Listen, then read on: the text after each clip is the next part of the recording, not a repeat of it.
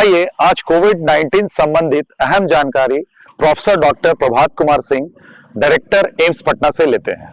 Corona virus के double mutant strain के कारण भारत पर तनाव क्या है और यह मौजूदा वायरस से कैसे अलग है? वायरस की पहले एक प्रकृति को समझना होगा। वायरस जो है हमेशा म्यूटेट करता है, वो सिर्फ इसलिए करता है कि वांट्स टू सर्वाइव, और उसके सर्वाइवल के लिए ज़रूरी है कि वो म्यूटेट करता रहे, अपना स्वभाव को बदलता रहे, जिससे कि वो ज़्यादा अच्छी तरह से सर्वाइव कर सके एनवायरनमेंट में होस्ट के साथ। कई तरह के वायरस में म्यूटेशंस आते रहते हैं, ये नोन है, बहुत सारे सालों से नोन है। जो अभी जो बात डबल म्यूटेशन की हो रही है, इस तरह के और भी बहुत सारे म्यूटेशंस दुनिया में पाए गए हैं, चाहे वो यूके वायरस कहें, चाहे वो ब्राज़ील का कहें, चाहे वो साउथ अफ्रीका का कहें। इंडिया में भी कुछ वेरिएंट्स ऑफ कंसर्न्स नोट किए गए हैं।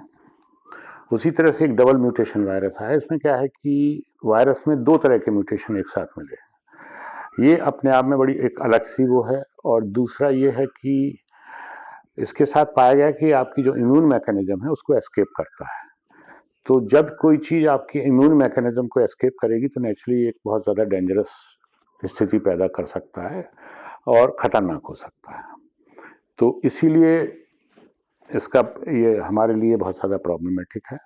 लेकिन अभी उतने ज़्यादा नंबर्स में डबल म्यूटेशन नहीं मिला है, लेकिन आगे किस तरह से हमें कितने नंबर्स में मिलता है वो एक चिंता का विषय हम सब लोगों के लिए है।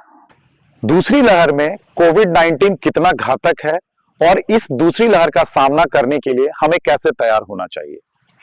दूसरी लहर में देखिए क्या हुआ कि कुछ तो पहले कुछ ऐसे इवेंट्स रहे हमारे जिसमें कि ज़्यादा मिक्सिंग हुई। हमारे जो प्रोटोकॉल्स थे, चाहे वो मास्क पहनने के हों, चाहे हाथ सैनिटाइजेशन का हो इशू, चाहे सोशल डिस्टेंसिंग का, ये उस तरह से पालन नहीं हुआ और हम लोगों ने सोचा कि हम कोरोना की जंग जीत गए हैं, लेकिन ऐसा नहीं हुआ था।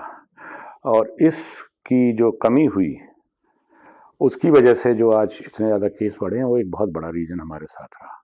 दूसरा रीज़न जो रहा है इसमें वो रहा है कि कुछ म्यूटेशंस भी वायरस में हुए, कई तरह के म्यूटेशंस मिले, वो भी अपने अपने तरीके से प्रभाव डाल रहे हैं। सवाल ये उठता है कि इन सब चीज़ों से हम कैसे आगे पार पा सकते हैं। दो तीन चीज़ें तो पहले से ही मालूम है और अगर वो कारगर भी हैं, पहली वेव में काफ़ी कारगर सिद्ध हुई थी, अभी भी कारगर हैं। अगेन मास्क पहनिए, हाथों को सैनिटाइज करिए, भीड़ भरे इलाकों में मत जाइए, जितना ज़रूरत हो, माने घर में सबसे ज़्यादा रहिए, बहुत ज़्यादा ज़रूरी हो तो आप बाहर निकलिए, हाथों को सैनिटाइज करिए, डिस्टेंस मेंटेन करिए। ये सारी चीज़ें पहले से थी। एक चीज़ और जुड़ गई उसमें कि हमारे पास वैक्सीन भी आ गई एंड काफ़ी नंबर्स में हम वैक्सीन लगा भी रहे हैं और काफ़ी लोग वैक्सीनेट हो भी चुके हैं, तो एक एक्स्ट्रा प्रोटेक्शन हमें और मिल गया। बट लेकिन ये भी सोचना गलत होगा कि हम वैक्सीन लग गई तो हम जो है बिल्कुल अब ठीक हो गए हैं, तो ऐसी बात भी नहीं है। आप प्रोटेक्टेड हैं, आपको इन्फेक्शन हो सकता है, हो सकता है दो तीन फायदे आपको ज़रूर रहेंगे कि आप हो सकता है सीरियसली बीमार ना हो, हॉस्पिटल में आपका एडमिशन की ज़रूरत ना पड़े, आप वेंटिलेटर पर ना जाएं। ये सारी चीज़ें आपको वैक्सीन प्रोटेक्ट करती है, लेकिन ज़रूरी नहीं कि आपको इन्फेक्शन ना हो और आप किसी दूसरे को इन्फेक्शन ना दें। तो ये बातें हैं जिसमें कि हमें ध्यान रखना है। सर से मेरा आखिरी सवाल ये है, सुपर स्प्रेड का मुख्य कारण क्या है? देखिए, सुपर स्प्रेड यदि वायरस के कंटेक्स्ट में देखा जाए तो बहुत पहले से नोन है।